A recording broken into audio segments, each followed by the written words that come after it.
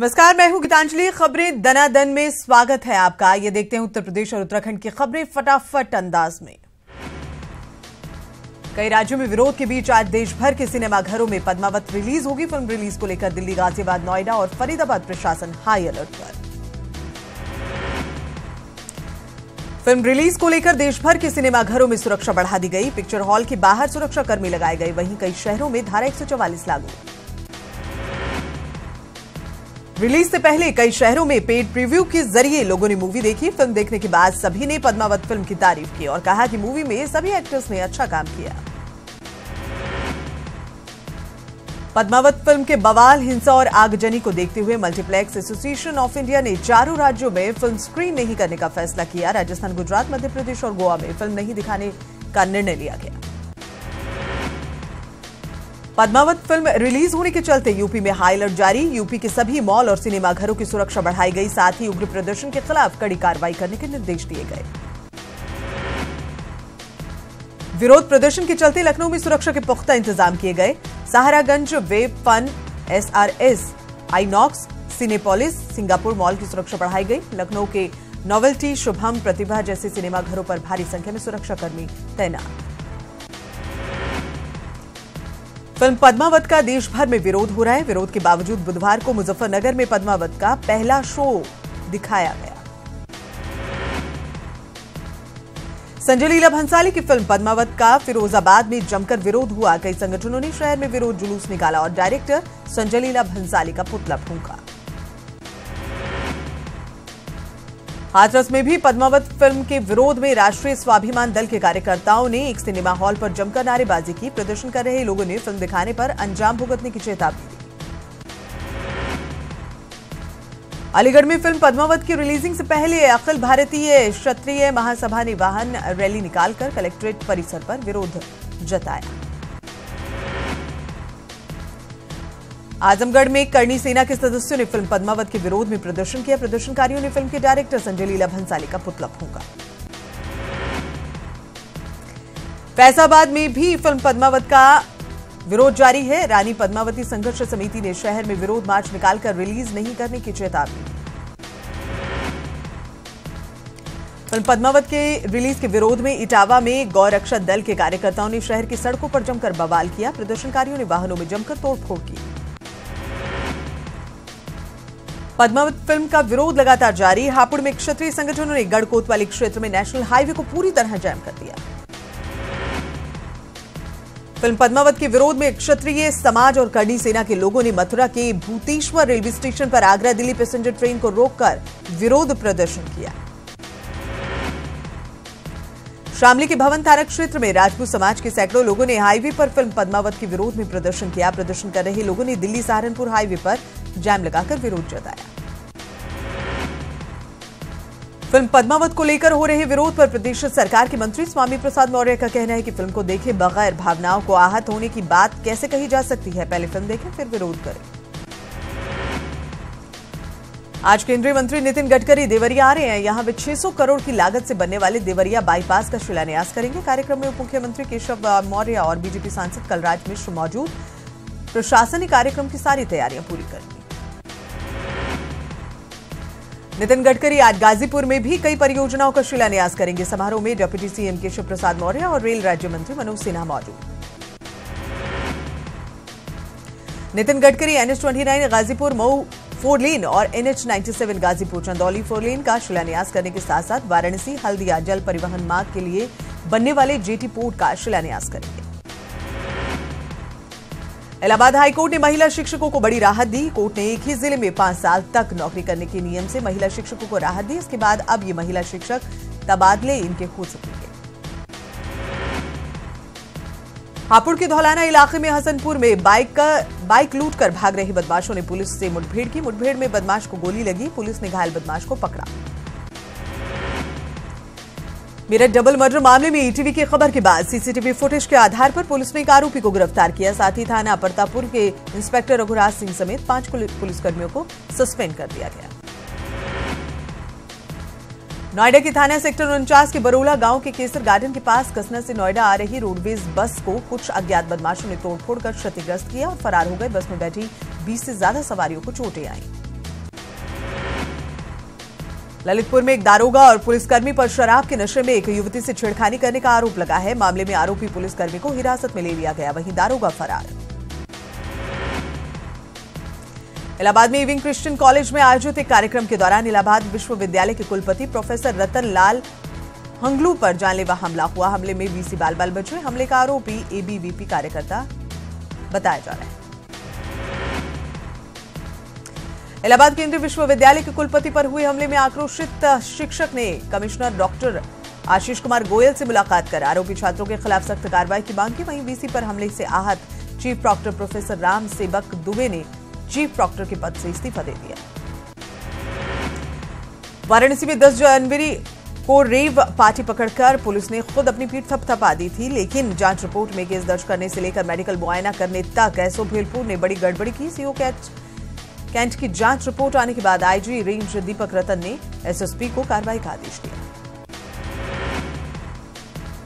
बलिया के रसड़ा कोतवाली के छितौनी इलाके में मामूली विवाद में दबंगों ने देर रात डॉक्टर के घर में घुसकर तोड़फोड़ की, साथ ही क्लिनिक में रखे कैश बॉक्स को भी खंगाला, जिसमें रुपए लेकर फरार हो गए। विरोध करने पर परिवार की पिटाई।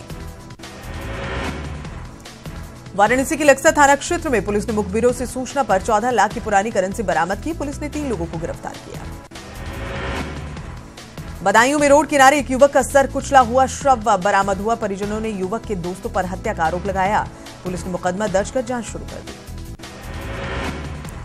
बहराइच के थाना नवाबगंज क्षेत्र के गोविंदपुर पंडितापुरवा इलाके में संपत्ति के विवाद में बेटे पर मां की हत्या का आरोप लगा, लेकिन बेटे ने मां की हत्या की बात से इनकार किया। पुलिस मामले की जांच में जुटी। जालौन में आवारा पशुओं के खेतों में घुसने के मामले में 2 गांव के बीच फायरिंग हुई। इस फायरिंग में युवक की मौत हो गई। पीड़ित पक्ष की तहरीर पर पुलिस ने 8 लोगों के खिलाफ मामला दर्ज किया। कन्नौज में मामूली विवाद को लेकर 2 पक्षों में फायरिंग हुई। पथराव हुआ। पथराव और फायरिंग में 2 लोग घायल हुए हैं। सूचना के बाद मौके पर पहुंची पुलिस ने घटनास्थल का जायजा लिया। सोनभद्र के मयोरपुर में झोला छाप डॉक्टर के इलाज से एक युवक की मौत हो गई। परिजनों ने डॉक्टर पर गलत इंजेक्शन लगाने का आरोप लगाया। पीड़ित परिजनों ने मयोरपुर पुलिस को तहरीर दी। बदायूं में संपत्ति को लेकर पिता पुत्र के बीच विवाद हुआ। विवाद में बेटे ने पिता पर गोली चला दी। गोली पास में खड़े एक मासूम को लग गई, जिससे उसकी मौके पर मौत हो गई। घटना के बाद आरोपी युवक मौके से फरार। शामली में लूट के इरादे से आए बदमाशों की पुलिस से मुठभेड़ हो गई। मुठभेड़ में गोली लगने से एक बदमाश घायल, 2 बदमाश मौके से फरार। पकड़े गए बदमाश पर लूट के 5 से अधिक मुकदमे दर्ज। बरेली में कानून व्यवस्था से हारे एक परिवार ने अपने बेटे के कातिल का ढूंढने के लिए खुद ही कमर कस ली। परिवार ने कातिल का नाम बताने वाले को 1 लाख रुपए के इनाम की घोषणा की। साथ ही पता बताने वाले का नाम गुप्त रखने की बात कही। बांदा में शराब के नशे में ड्राइवर ने ट्रक को कच्चे मकान में घुसा दिया। इस हादसे में मकान के भीतर मौजूद लोग बाल बाल बच गए। मौके पर पहुंची पुलिस ने आरोपी ट्रक चालक को हिरासत में लिया। मैनपुरी पुलिस ने 16 दिसंबर को सिपाही और डॉक्टर के साथ लूट की घटना का खुलासा किया। पुलिस ने 3 बदमाशों को गिरफ्तार कर लूट का माल बरामद किया। हाथरस की सिकंदराऊ में मुस्लिम महिला की मायके में मौत हो गई। शव को कब्रिस्तान में दफनाने से भूमाफियाओं ने रोक दिया। इसके बाद पुलिस की मौजूदगी में शव को दफनाया गया।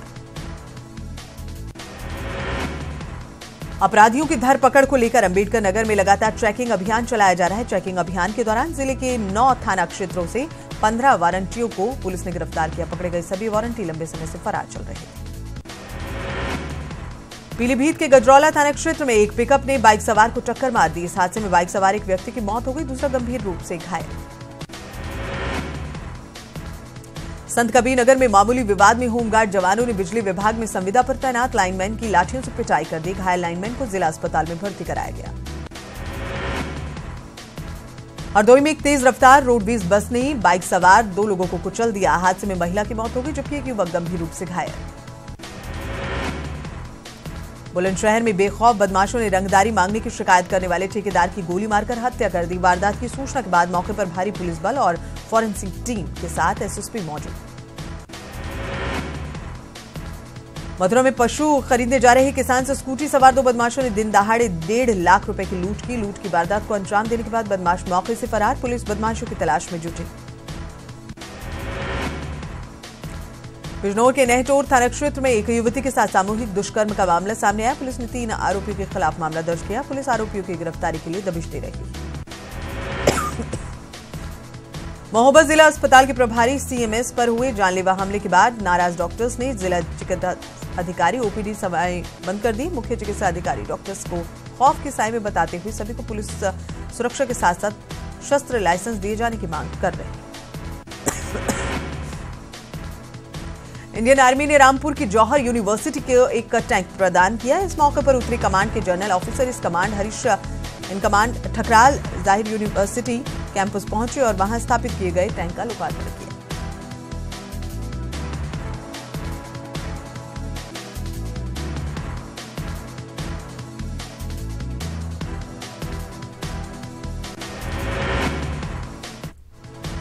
करोड़ों की छात्रवृत्ति घोटाले मामले में आजमगढ़ जिला के समाज कल्याण अधिकारी राजीव रत्न सिंह पर गाज गिरी है। शासन ने राजीव रत्न सिंह को निलंबित कर दिया। शासन की कार्रवाई से हड़कंप मच गया। आगरा में बीजेपी सांसद रामशंकर कठेरिया का ऑडियो वायरल होने के मामले में समाजवादी पार्टी ने रामशंकर कठेरिया की कड़ी निंदा की। सपा ने उनको SC/ST आयोग के चेयरमैन पद से हटाने की मांग की। अंबेडकर नगर में मदरसा शिक्षकों ने बकाया वेतन समस्याओं को लेकर एक सम्मेलन का आयोजन किया। सम्मेलन में भाजपा सांसद हरिओम पांडे और टांटा से भाजपा विधायक शामिल हुए। मदरसा शिक्षकों ने अपनी समस्याओं और सरकार से उनके निराकरण की मांग की। कानपुर में यूपी दिवस के मौके पर डिप्टी सीएम केशव प्रसाद मौर्य 22 अरब की योजनाओं का लोकार्पण और शुभारंभ किया। चंद्रशेखर आजाद कृषि विश्वविद्यालय में उन्होंने 34 विभाग की प्रदर्शनी का अवलोकन किया। हापुड़ में यूपी दिवस कार्यक्रम के दौरान बीजेपी विधायक कमल मलिक ने जूते पहनकर दीप प्रज्वलित किया। कार्यक्रम में डीएम और एसपी भी शामिल हुए। आगरा में भी यूपी दिवस मनाया गया। यूपी दिवस का उद्घाटन बीजेपी सांसद रामशंकर कठेरिया ने किया। यूपी दिवस पर 30 करोड़ रुपए की योजनाओं का शिलान्यास किया गया। साथ ही आगरा को स्मार्ट सिटी लॉन्च करने की भी बात कही गई।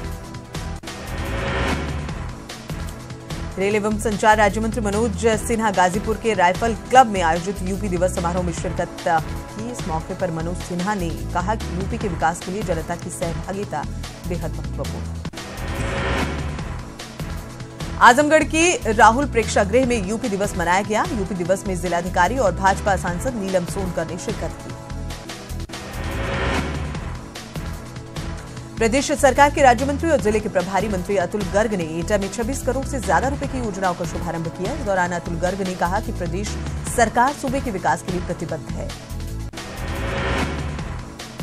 अमेठी के जिला मुख्यालय गौरीगंज स्थित महेश महिला महाविद्यालय में यूपी दिवस का आयोजन किया गया। कार्यक्रम में अमेठी के प्रभारी मंत्री मोहसिन रजा समेत भाजपा विधायक गरिमा सिंह और मयंकेश्वर शरण मौजूद रहे। मंत्री ने अमेठी को सौगात देते हुए 6 सड़क और 3 कृषक केंद्रों का लोकार्पण किया।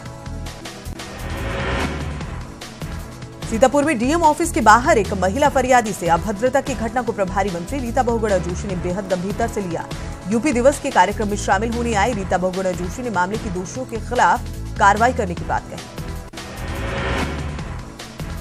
परिषदीय विद्यालयों में मौलिक नियुक्ति की मांग को लेकर शिक्षा निदेशालय पर अनशन कर रहे चयनित प्रशिक्षुओं ने इलाहाबाद में बुधवार को सर मुंडवाकर अनोखे तरीके से अपना विरोध जताया। एटा की जलेसर तहसील में अतिक्रमणकारियों पर प्रशासन का डंडा चला। चेतावनी दिए जाने के बाद भी सड़क से अतिक्रमण न हटाने पर एसडीएम के नेतृत्व में भारी पुलिस बल के साथ प्रशासन ने अतिक्रमण हटाओ अभियान चलाया। इस दौरान अतिक्रमणकारियों और पुलिस के बीच नोकझोंक हुई। आजमगढ़ जिले में 13 जोड़ों का दहेज समेत सामूहिक विवाह कराया गया। इस मंगल कार्य के दूल्हा दुल्हन के अभिभावकों के अलावा क्षेत्र के हजारों लोग साक्षी बने। आगरा में आलू किसान बेहाल हैं। इस साल लाखों कुंतल आलू सड़कों के किनारे फेंका गया। अब नया आलू बाजार में है, लेकिन किसानों से मंडी में आलू सिर्फ 3 रुपए किलो खरीदा जा रहा है। मुजफ्फरनगर पुलिस की रीढ़ की हड्डी कहे जाने वाले लेब्राडोर डॉग टाइगर का राजकीय सम्मान के साथ अंतिम संस्कार किया गया। लेब्राडोर डॉग टाइगर की बीती 16 जनवरी को मौत हो गई। बाराबंकी की एआरटीओ ऑफिस में फर्जी आईडी लगाकर लोगों की गाड़ियों का रजिस्ट्रेशन किया जा रहा है। एक व्यक्ति का बिना गाड़ी खरीदे ही उसका नाम का रजिस्ट्रेशन कर दिया गया। कानपुर में स्वच्छ भारत मिशन के तहत शहर में फुटपाथों का सुंदरीकरण कराया जा रहा है। इस कड़ी में वीआईपी रोड पर भी फुटपाथ पर निजी कंपनी के माध्यम से सुंदरीकरण किया गया, लेकिन जो रेलिंग लगाई जा रही है वो जानलेवा साबित हुई। थाईलैंड के मुस्लिम कलाकारों द्वारा अयोध्या में रामलीला का मंचन किया गया। थाईलैंड के कलाकार पनपिसुट ने राम का, सुमित फिसाई फन ने लक्ष्मण का और रोजाना तुबती मिश्रा ने सीता का अभिनय किया। आगरा में एक पंचर की दुकान चलाने वाले पुलिस ने सम्मानित किया। दुकानदार ने दुकान पर नो हेलमेट नो हवा का बोर्ड लगाया। पंचर जोड़ने वाले शख्स ने हेलमेट न लगाने वाले बाइकों में हवा डालना और पंचर जोड़ना बंद कर दिया। लखनऊ विश्वविद्यालय और उसके संबंध में 150 से अधिक कॉलेजों के छात्रों को जल्द ही महंगी फीस का झटका लग सकता है। आगामी सत्र से लखनऊ विश्वविद्यालय ग्रेजुएशन में सेमेस्टर सिस्टम लागू करने जा रहा है, जिसमें छात्रों को साल में 2 बार एग्जामिनेशन फीस देनी पड़ेगी। इसके चलते छात्रों को 60% अधिक तक फीस देनी होगी।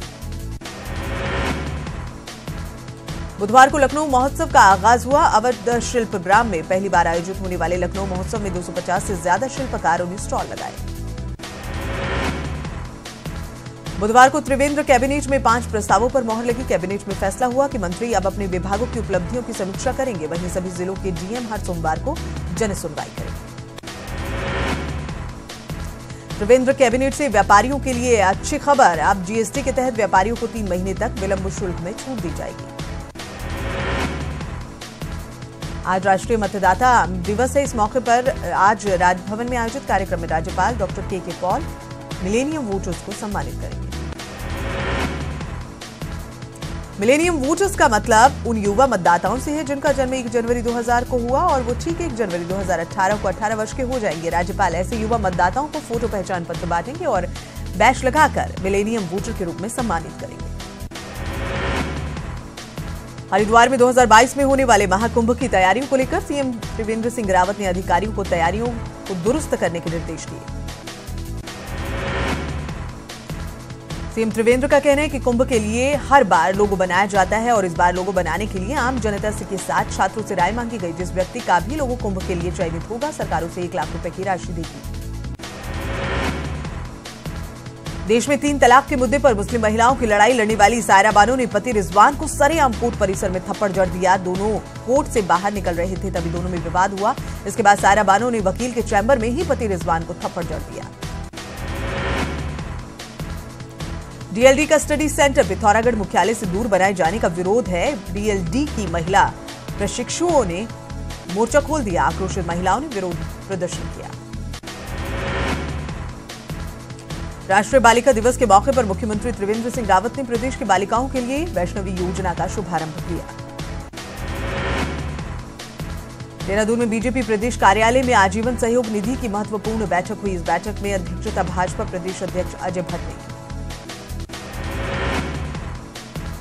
प्रदेश के शिक्षा मंत्री अरविंद पांडे ने एनसीईआरटी की पुस्तकें प्रत्येक ब्लॉक में 15 फरवरी तक पहुंचाने का दावा किया।